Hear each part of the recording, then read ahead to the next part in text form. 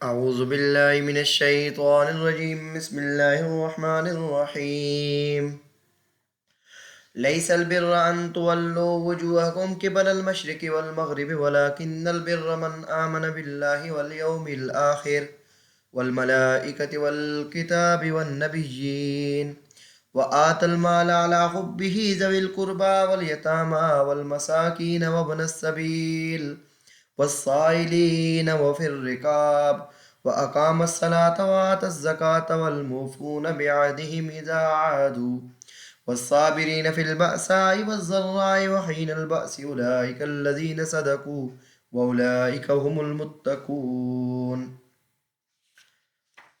تحویل قبلہ کا مسئلہ بیان ہو رہا تھا، اور چونکہ عیسائیوں کا قبلہ مشرق کی جانب تھا کہ حضرت مریم صدیقہ علیہ السلام کو مشرق کی جانب جانے کا حکم دیا گیا تھا جب ان کو اللہ تعالیٰ بیٹے کی نعمت سے نواز رہے تھے، اور یہودیوں کا قبلہ بیت المقدس کی طرف تھا، اور حضرت ابراہیم علیہ السلام اور ان کے جو اولاد تھی ان کا قبلہ کیا تھا؟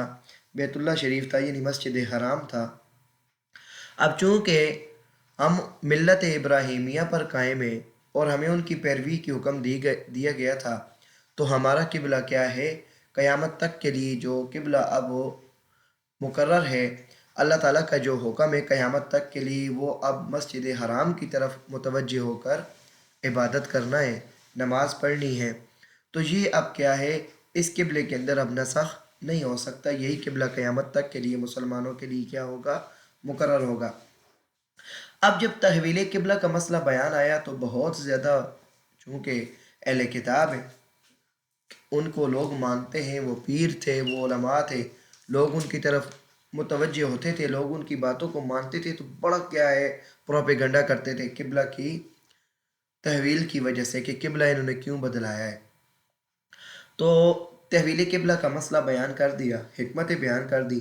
اب چونکہ سورت کا پہلا حصہ جو تھا جس میں توحید اور رسالت کا بیان تھا، اس کا اختتام ہے، اور اختتامی طور پر تحویل قبلہ کو بھی بیان کر دیا، اور ایک ایسی آیت آخر میں لے آئے کہ جو پورے اصول دین کو کیا ہے؟ جامع ہے، یعنی یہ اصول دین میں سے ایک بہت بڑی کیا ہے؟ اصل ہے کہ اس میں تمام کی تمام باتیں آ جائیں گی، جو خیر کی باتیں ہیں آگے انشاءاللہ تفصیل سے بیان ہوں گی، وہ ساری کی ساری اس میں آ جائیں گی۔ لیس البر ان تولوا وجوہکم قبل المشرق والمغرب ولکن البر من آمن باللہ والیوم الآخر۔ اصل نیکی یہ نہیں ہے کہ ان تولوا وجوہکم قبل المشرق والمغرب، کہ تم اپنے چہروں کو پھیر دو مشرق یا مغرب کی طرف، یعنی یہ نہیں ہے نیکی کہ مشرق اور مغرب کی طرف تم پھیر دو۔ مشرق اور مغرب تو ایک جہت ہے، اللہ تعالیٰ کا حکم جس طرف ہوگا تو اس حکم کو پورا کرنے میں تمہارے لیے کیا ہوگی؟ نیکی ہوگی۔ اب اللہ تعالیٰ نے کسی زمانے کے اندر کسی خاص آدمی پر یا کسی قوم پر اگر اونٹ کا گوشت اللہ کریم نے منع فرما دیا تو ان کے لیے یہی حکم تھا کہ اب انہوں نے اونٹ کا گوشت استعمال نہیں کرنا، ان کے لیے وہ نیکی تھی کہ وہ رکیں گے تو ان کو نیکی ملے گی۔ بعد میں حلال ہو گیا ہے تو جو لوگ کھائیں گے وہ کیا ہوں گے؟ نیکی میں شامل ہوں گے۔ تو اللہ کریم کے حکم کی اہمیت ہے کہ اس حکم پر ہم رضامند ہو جائیں۔ لیس البر ان تولوا وجوہکم قبل المشرق والمغرب، نہیں ہے نیکی، اصل نیکی یہ نہیں ہے کہ تم پھیرو اپنے چہروں کو قبل المشرق والمغرب، مغرب اور مشرق کی جانب۔ قبل بمعنی کیا ہے؟ جانب۔ ولیکن البر من آمن باللہ والیوم الآخر، لیکن نیکی تو یہ ہے کہ نیکوکار تو وہی ہے کہ جو ایمان رکھتا ہے اللہ پر اور قیامت کے دن پر۔ یہاں پر لفظ البر ہے، لیکن البر آگے من آمن باللہ والیوم الآخر، یہ سارے ذات ہیں کہ جو ان نیکیوں پر عمل کرنے والے ہیں۔ تو بر نیکی ایک کیا ہے؟ مصدر ہے، تو ذات کا حمل مصدر پر نہیں ہوتا۔ تو یہاں پر مفسرین کرام نے ایک عبارت بیان کی ہے کہ جس کی وجہ سے یہاں پر حمل کیا ہوگا؟ ترکیب کے اندر ٹھیک ہو جائے گا، اور وہ یہ ہے کہ یا تو پہلے ہم کیا کریں گے؟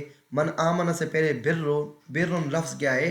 مضاف محذوف مانیں گے، یعنی لیکن البر بر من آمن باللہ والیوم الآخر، یعنی نیکی تو نیکی اس بندے کی ہے جو ایمان رکھتا ہے اللہ کی ذات پر اور قیامت کے دن پر۔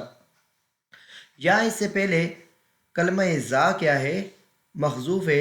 ولیکن ذل بر من آمن، یہ عبارت سے پہلے کیا ہے؟ محذوف ہے۔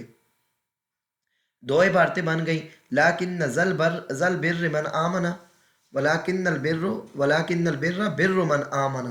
تو یہ عبارت نکالیں گے تو ترکیب کے اندر جو حمل ہے وہ ٹھیک ہو جائے گا۔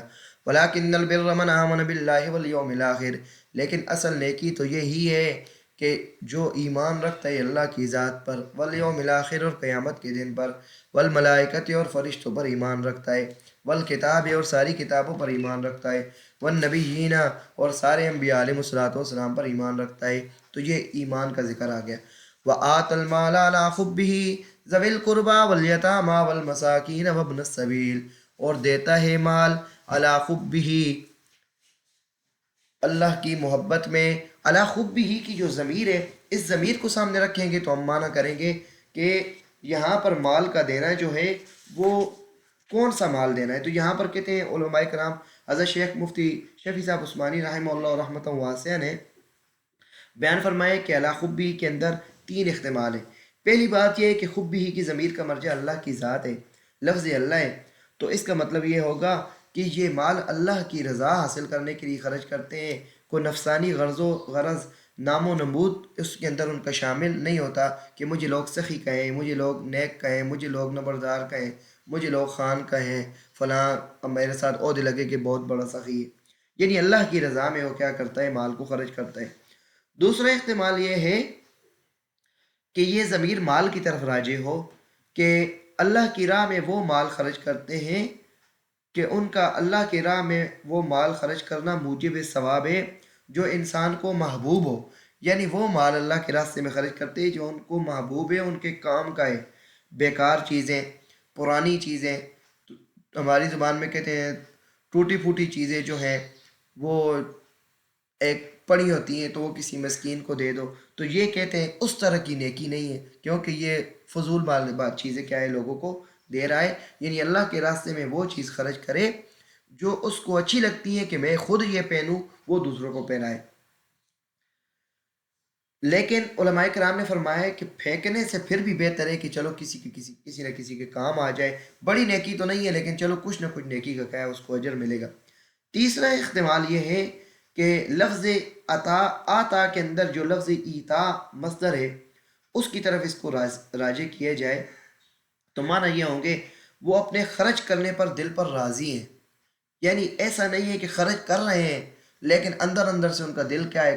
کم ہو رہا ہے، دل کٹنا نے تھوڑا جا مال خرچ کرنے، تو یہ بات نہیں، ان کا دل نہیں کٹنا چاہیے، وہ خرچ کرے تو ان کا دل باغ ہو کہ میں اللہ کے راستے میں کیا کر رہا ہوں؟ مال خرچ کر رہا ہوں۔ تو علی حبہ وآت المال علی حبہ، کہ وہ مال کو خرچ کرتے ہیں اللہ کی محبت حاصل کرنے کے لیے، یا مال ایسا خرچ کرتے ہیں جو ان کے ہاں محبوب ہے، یا مال کے خرچ کرنے پر وہ کیا ہیں؟ راضی بھی ہیں کہ دل سوڑا نہیں ہوتا ان کا مال خرچ کرنے پر۔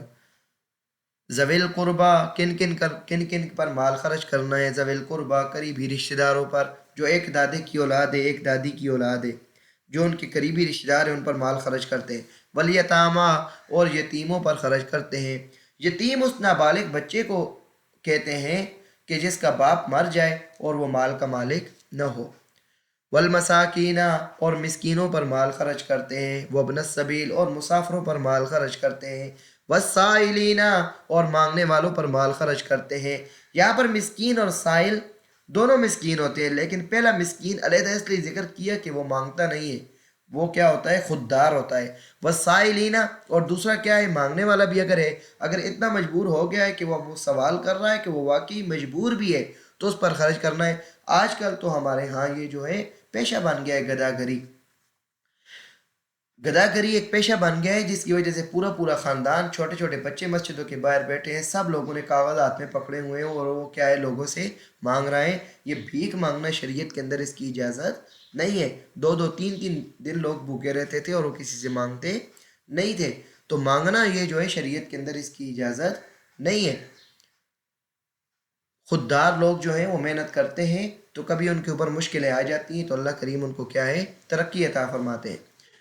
وفر رکاب، اور گردن چھڑانے کے اندر مال خرچ کرتے ہیں۔ واقام الصلاۃ وآت الزکاۃ والموفون بعہدہم اذا عاہدوا، اور اصل نیکی تو یہ ہے، اصل نیکی کرنے والا تو وہ بندہ ہے جو نماز قائم کرتا ہے، وآت الزکاۃ، اور زکوٰۃ دیتا ہے، والموفون بعہدہم اذا عاہدوا۔ اب دیکھیں یہاں پر جملہ اسمیہ لے ہے، پہلے جملہ فعلیہ سارے لائے، والموفون، اور وعدوں کو پورا کرنے والے ہیں، اذا عاہدوا، جب وعدہ کرتے ہیں، یعنی ایفائے عہد ان کی کیا ہے عادت مستمرہ بن جاتی ہے کہ جب بھی وعدہ کرتے ہیں تو وعدہ پورا کرتے ہیں۔ تو آج کل دنیا کے اندر جتنے بھی باتیں کر رہے ہیں لوگ، وعدہ خلافی کر رہے ہیں، تو یہ سارے ان پر گناہ پڑتے ہیں۔ کوئی بھی وعدہ ہے جو بالغ اور سمجھدار بندہ کسی سے کرتا ہے، اگر اس کے خلاف کرے گا تو اس کو اس کا گناہ ملے گا۔ والصابرین فی البأساء والضراء، اس کا تعلق ماقبل کے ساتھ معنی کے لحاظ سے، لیکن ترکیب کے لحاظ سے یہ منصوب ہے اور اس کا عامل محذوف عمدہ ہو۔ یہاں پر علیحدہ طور پر صبر کرنے والوں کا مقام بیان کرنے کے لیے اس کو کیا علیحدہ ذکر کیا ہے، والصابرین فی البأساء والضراء، اور صبر کرنے والے وہ لوگ جو صبر کرتے ہیں، فی البأساء ہے سخت مصیبتوں میں، والضراء اور سختی میں، وحین البأس، اور اس وقت وہ صبر کرتے ہیں کہ جب وہ لڑائی کے اندر ہوتے ہیں۔ یعنی بأسا سے مراد کیا ہے، کو مالی وغیرہ فقر و فاقہ ان پر آ جائے تو وہ اس پر کیا کرتے ہیں صبر کرتے ہیں۔ اور الضراء سے مراد کیا ہے، بدن پر کوئی بیماری تکلیف آ جائے تو اس پر وہ کیا کرتے ہیں صبر کرتے ہیں۔ اور آگے وحین الباس اے وقت الجہاد و جہاد العدو، رول معانی کے اندر ذکر ہے کہ جب وہ جہاد کرتے ہیں تو اس وقت بھی وہ کیا کرتے ہیں صبر کرتے ہیں۔ اولئک الذین صدقوا، یہی لوگ ہیں کہ جنہوں نے سچ کر دیا جو سچے ہیں، واولئک هم المتقون، یہی لوگ پرہیزگار ہیں۔ وآخر دعوانا الحمد للہ رب العالمین۔ اس آیت کے اوپر جو اسلوب کو بیان علیحدہ طور پر کیا گیا ہے اس کو اگلی ویڈیو کے اندر انشاءاللہ ذکر کریں گے۔ اللہ کریم ہمیں ان صفات کا مستحق بننے کی توفیق عطا فرمائے۔ وآخر دعوانا الحمد للہ رب العالمین۔